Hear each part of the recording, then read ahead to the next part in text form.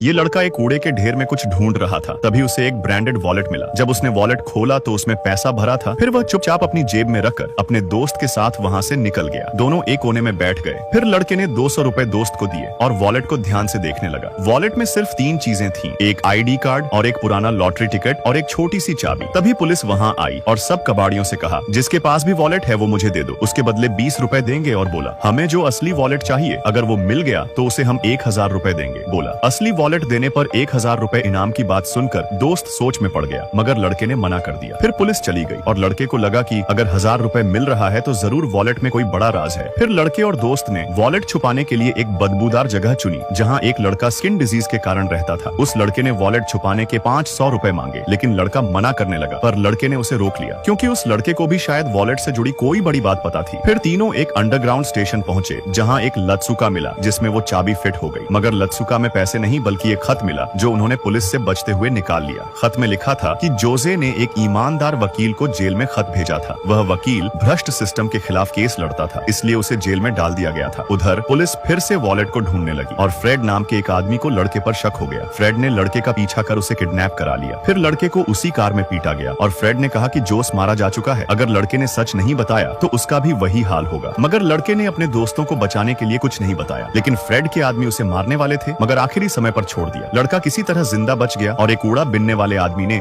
उसे सड़क से उठाकर एक चर्च में छुपा दिया। लेकिन लड़के की सांसें तेज थीं और उसका शरीर बुरी तरह जख्मी था। कूड़ा बिनने वाला आदमी कहता है, अगर तुम्हारे पास वह वॉलेट है तो अभी भी समय है, उसे पुलिस को सौंप दो। लेकिन इतना सब होने के बाद उन सब के लिए पुलिस को सच बताना मतलब अपनी ही बर्बादी को बुलावा देना था। उन सबको अभी भी खत और जोसे के पीछे का सच याद आ रहा था। अब उन्हें समझ आ गया था कि ये सिर्फ एक वॉलेट नहीं, बल्कि एक बहुत बड़ा खेल था और उनके पास जोसे का खत था जो पूरे सिस्टम को हिला सकता था। और अब उन सब का मिशन था उस वकील को आजाद कराना और जोसे के सच को दुनिया के सामने लाना। अब उनके पास केवल एक ही रास्ता बचा था, जेल में बंद वह वकील जो पहले उनका दुश्मन था। केवल वही उनकी मदद कर सकता था, लेकिन उस वकील की भी अपनी शर्तें थीं। आगे की स्टोरी और भी ज्यादा इंटरेस्टिंग है। कमेंट करो, पार्ट 2 वीडियो मिल जाएगी।